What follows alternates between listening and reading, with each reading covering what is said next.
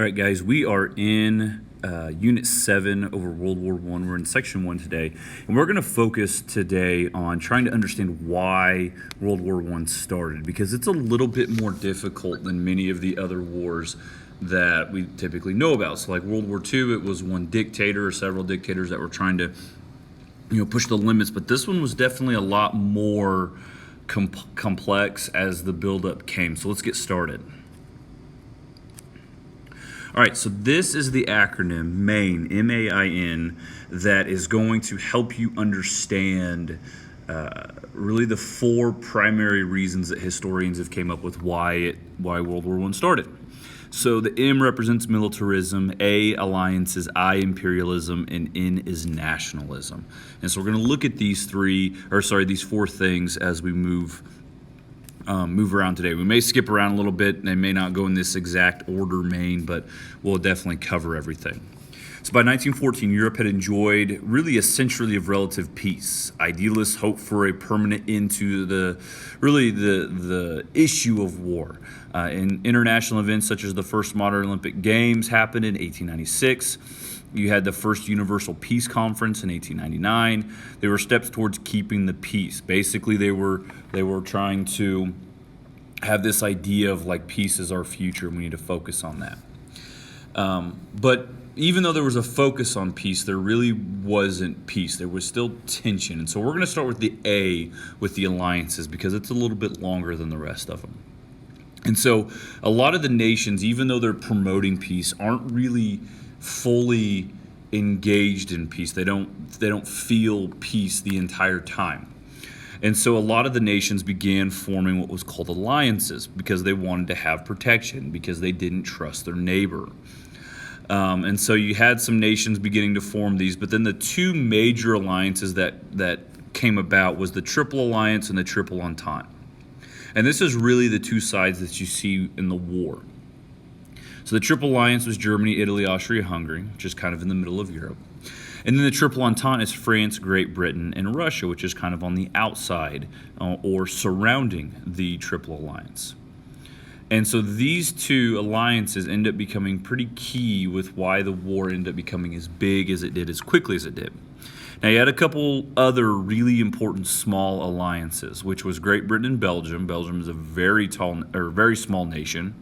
And then Russia and a very small nation known as Serbia. And those will come back and play a part here in a little bit. It's a picture of the first Olympic Games, much different than what we see today. During the late 1800s, early 1900s, tensions were increasing among the great European powers. You had aggressive nationalism, economic competition, imperialism, militarism, all these things, because then it created this era of mistrust, if you will.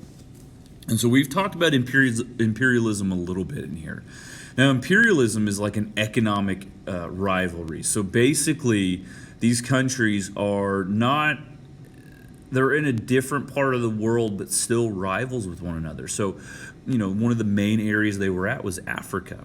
And in Africa, you would have these countries, but in Africa, controlling vast amount of land and wealth and resources, and that caused tension because who's making more money? Are you too close to my border, even in Africa? Send military there, that type of that moment of this trying to build up their resources and wealth through imperialism caused a ton of tension between these European nations.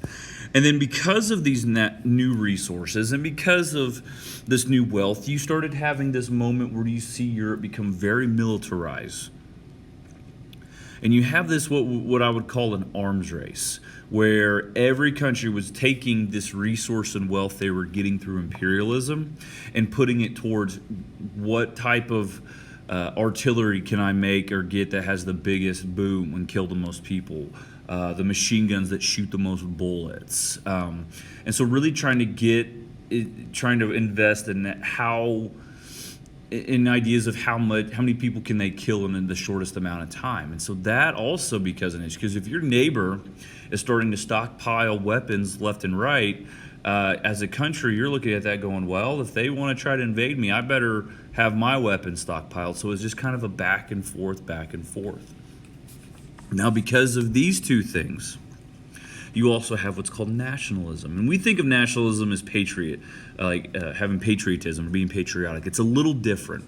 Nationalism is where you have pride in your own country, your own culture.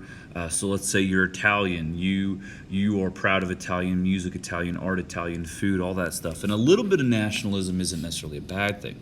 But when you get to too much or too big, that's where the issue comes into play. Because you start to believe that your race is so superior, your country's so superior, that the country next to you or a country that you're in a rival with really shouldn't be around anymore. They're not worthy of living. And so that idea becomes very dangerous. Now, what you have happening in Europe is all this tension. I call it like a balloon. You're blowing up a balloon, and at some point, it's got to pop. And so that pop happens with the assassination of Archduke Francis Ferdinand. This happens at the hands of Gavrilo Princip, the Black Hand, on June 28th of 1914. Austria-Hungary, and really Gavrilo, the Black Hand is this like terrorist group, okay? And Gavrilo is a part of that.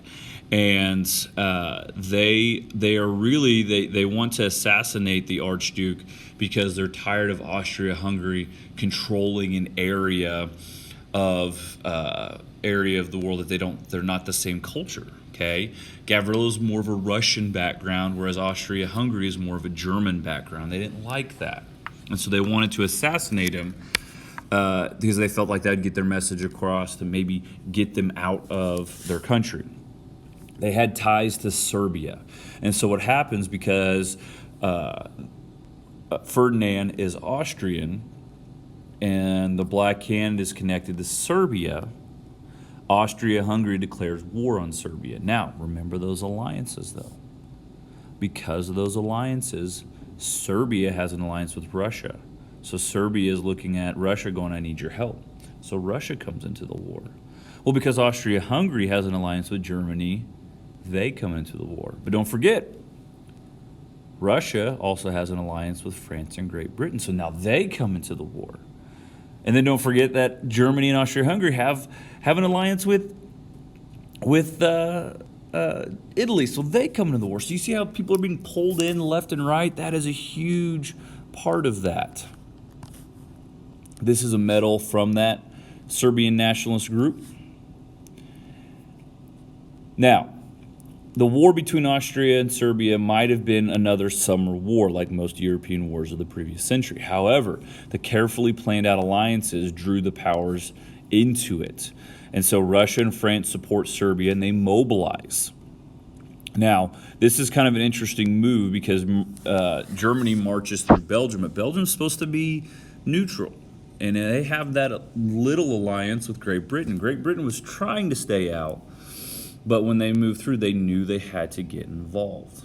Now, you have this question of who's at fault.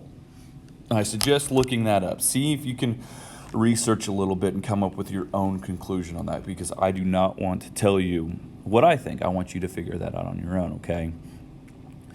Guys, that is all I have for this first section in history. We're going to dive into this much more later. Get into the war, different battles, things like that. So just be ready for that, okay? If you have any questions, reach out. Guys, have a good day.